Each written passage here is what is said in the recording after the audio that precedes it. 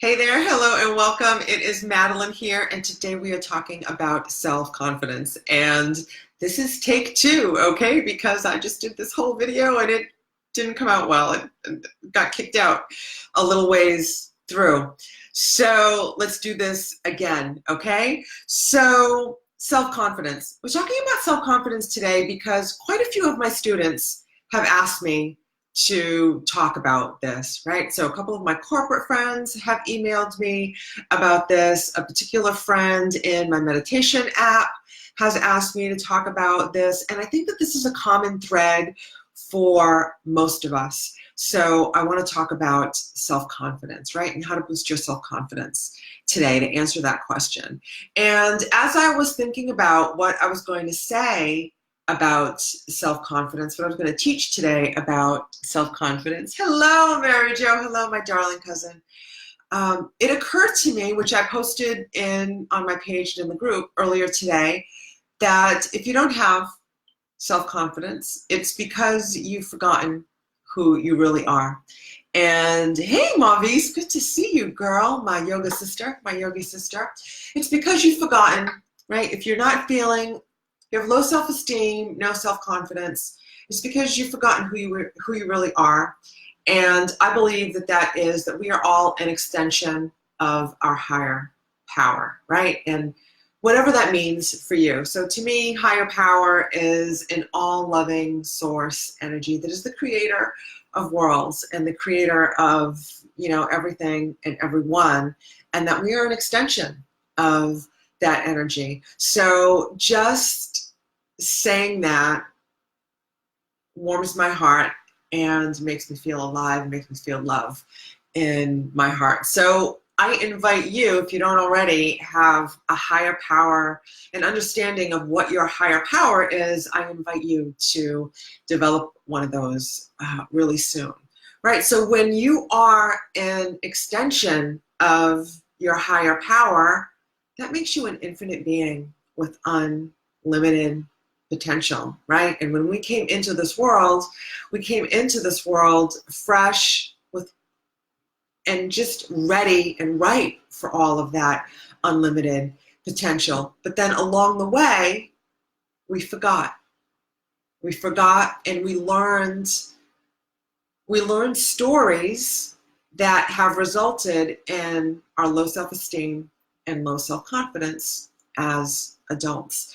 So I polled the group this week about what that means for you, and thank you to those of you who shared why it is you don't have self-confidence. And what you shared with me is that it's because of your culture, maybe in your upbringing, and maybe you came from a culture or from an upbringing where there was lack in your situation, right? There was scarcity in your situation. There was never enough. And maybe if you didn't have enough, you were made to feel less than those who had more than you.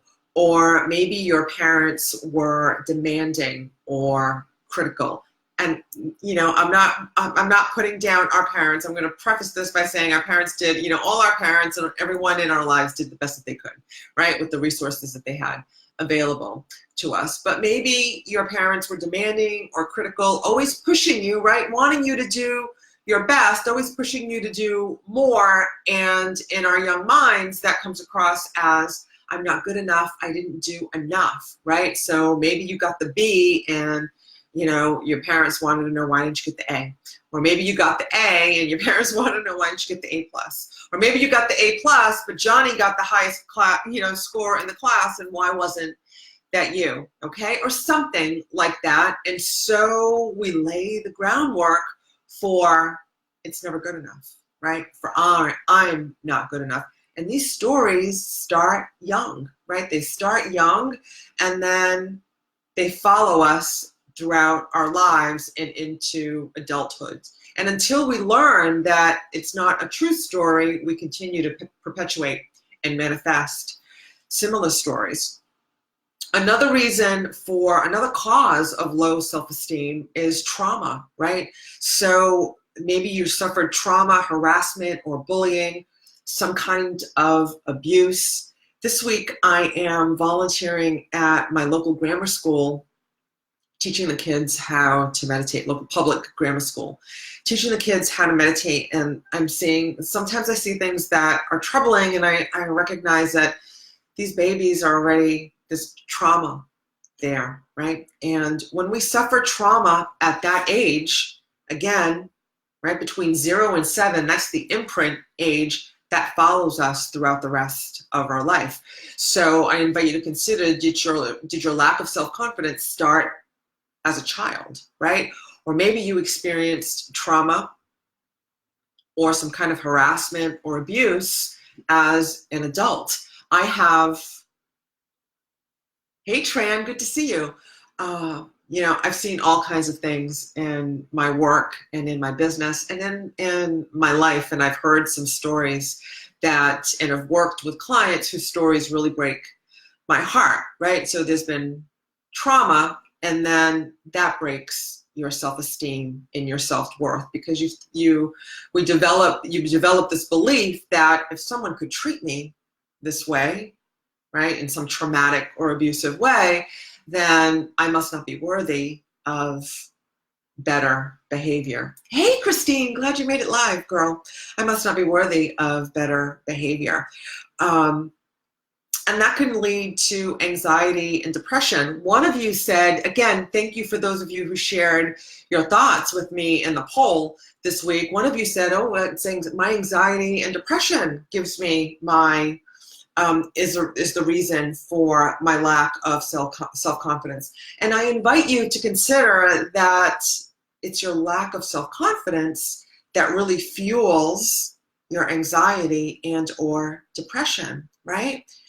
And, it doesn't really matter which one came first. I think that we can all agree that if you've got anxiety and depression, if you've got low self-esteem, right, anxiety and or depression is not far behind, and then it's just a vicious circle. It's a vicious cycle that it's hard to break. And as a result, right, and we develop these stories, right, because of our demanding upbringing or the trauma or the abuse or harassment that we suffered. Then we start to develop these stories of I'm not good enough. If someone treated me this way, I must not deserve to be treated with love, kindness, and respect. If I never met the standards that my parents or my guardians set out for me, I was never good enough, right? I never did well enough. I was never perfect. Oh, let me talk about perfectionism, right? So if, I know some people who pride themselves on being perfectionists, right? So, and let me tell you, perfectionism is the lowest possible standard, right? My teacher, Tony Robbins, teaches that perfectionism is the lowest possible standard because there's no such thing as perfection, as perfect. So you're setting yourself up to fail, right? You're setting yourself up to not do your very best because you can't reach perfectionism. And as a result, you get stuck in this vicious cycle of perfectionism, which I think I'll do a whole other post on perfectionism because I could talk about it for a while. But anyway, a better standard to strive for is excellence, okay? Strive to be excellent, not perfect. You can't be perfect. That only sets yourself up for failure. But if you can relate to any of these stories, any of these situations that fuel low self-confidence or low self-esteem, then you know that they come with stories, don't they? That's right. Right? So they come with stories of, I'm not good enough, right? Because I'm too old or I'm too young. One of you shared that you're overweight, and as a result of that, you lack self-confidence. And so I want to talk about the story being true or not true, right? So let's use the I'm overweight story, right? So for her, she says, I'm overweight, so I lack self-confidence. That's a true story, right? I'm overweight. You either are or you aren't, right? So I'm overweight, but that doesn't need to impact, that's not who you are, right? That's not who you are. It's just a condition that you're in right now and that you can change it. And again, if you're connecting with I'm overweight and that's why I'm not good enough, or I have low self-esteem, you're disconnected from who you really are, right? You're disconnected from, which is an infinite being with unlimited potential, who is an extension of your higher power. Your higher power is incomplete without you. So how can you be less than anything? Less than anything, again, if you're an extension of your higher power. But as a result of whatever happened, right, whichever one of those scenarios is your story, right, then we developed all these other stories about why we're not good enough, why we can't have what we want, and why we are not worthy of the life that we want. And that's what happens, isn't it, right? So then when we have this low self-esteem, low self-confidence story, what goes with it is we tolerate behavior that we wouldn't tolerate otherwise. We tolerate behavior, or we are subjected to behavior that we don't deserve, right? Maybe if you were in that abusive relationship, right, then you continue to take abuse. So I had this one client, I think I've talked about her before, right, who had suffered abuse as a child. And then this abuse followed her throughout her adulthood, right? So as an adolescent, then she was abused again. And then in adulthood, she started to attract relationships that were abusive because she didn't have the self-worth to stand up for herself. She didn't have the self-confidence to stand up for herself. She had this story that I don't deserve any better than this. Now, this is an extreme case, but I know that there's a lot of that going on in the world, right? We suffer these circumstances and then we develop these stories of I'm not good enough and this is all I deserve. And then what does that look like, right? That looks like we tolerate the relationship that isn't good for us. And even if it's not an abusive relationship, maybe you're just in the wrong relationship, right?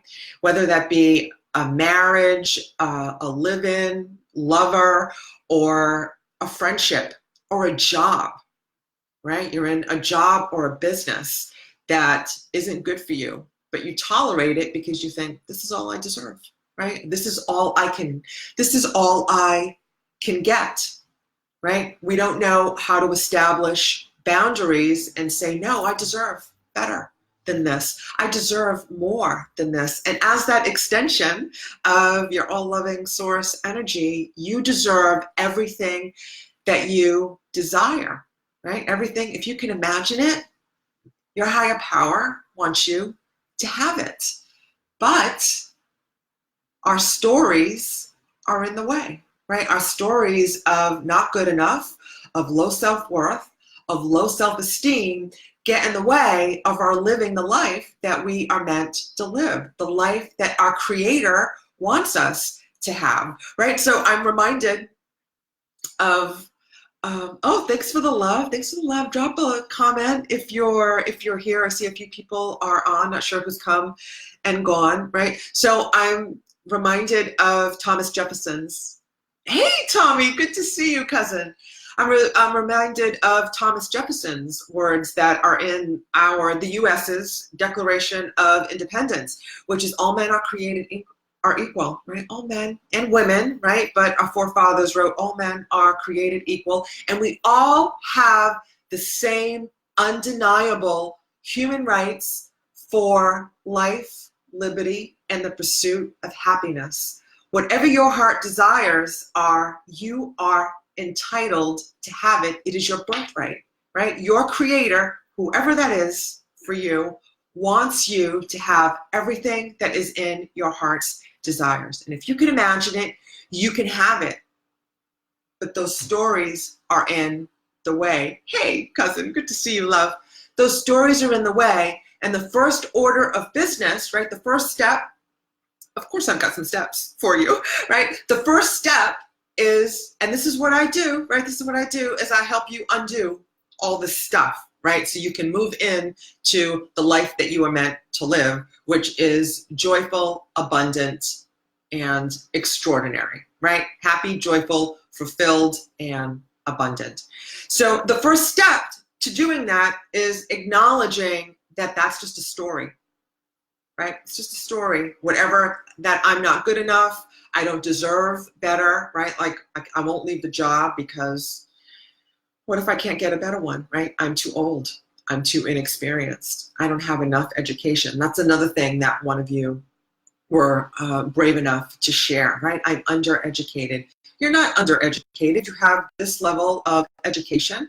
And whatever state that you're in right now, right, if it's not serving you, you can change it.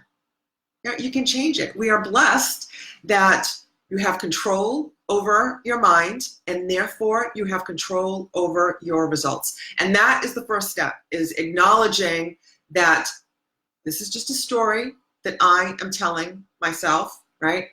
Could be true, could be not true, but it's time for a new story. And I can write a new story. I have control over my mind, and therefore I have control over my results and my life. And if that's where you're coming from, then I invite you to book that breakthrough call with me, and I'm going to tell you about in just a minute, right? So the first step is acknowledge that you're in control of your life, and that you have been telling, because this is the story that you have been, step number 2 is because this is the story that you have been telling yourself until now. It's not the story that you need to keep telling yourself. Now it's time to write a new story. In order to perpetuate that story, you need to let go of your baggage, right? Because there's all kinds of negative emotions, right? Hurt, anger, sadness, fear, maybe guilt, maybe some shame, depending on resentment, depending on what your story is, and all that, you're carrying all that around, which is evident in your low self-esteem. So you have to let all that go. You have to let all that go. And I have an amazing process where we'll let all that go. I'll help you let all that go in a few hours.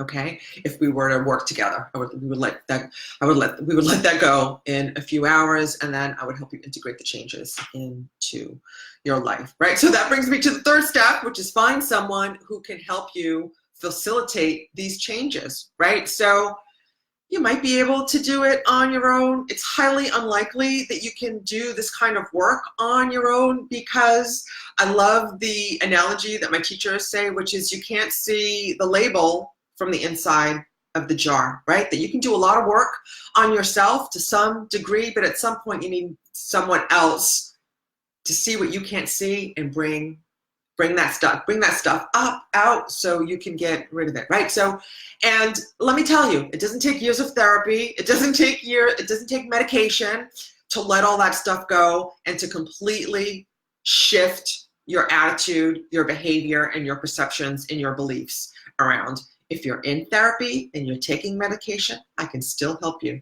It's okay. It's okay. But know that there is another way.